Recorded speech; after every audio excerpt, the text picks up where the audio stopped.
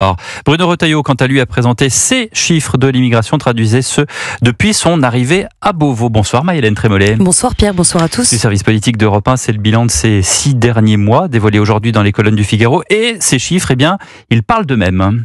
Oui, avec une baisse de 7,5% des visas long séjour, de 30% des AES, les admissions exceptionnelles au séjour, entre octobre 2024 et avril 2025, tout porte à croire que la France attire moins qu'auparavant.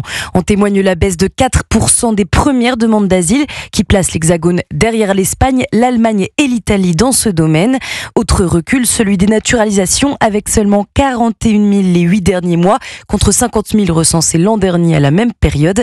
Un bilan global dont se félicite Bruno Retailleau à l'Assemblée nationale, interrogé sur son bilan par un député RN. Nous multiplions les accords avec les pays d'origine et de transit. En Europe, la désastreuse directive retour va être transformée par des circulaires, par des actes. J'obtiens des résultats. Mon premier résultat, c'est d'avoir inversé une tendance qui était là depuis des années. De son côté, Marine Le Pen déplore dans une tribune publiée aujourd'hui un premier bilan loin d'être abouti. La chef de file des députés RN appelle le ministère de l'Intérieur à aller plus loin et réclame l'application de nouveaux leviers pour réduire drastiquement les flux migratoires, comme par exemple une réduction du regroupement familial accompagnée d'une abrogation du droit du sol. Merci de ces précisions, Maëlène Trémollet du service politique d'Europe.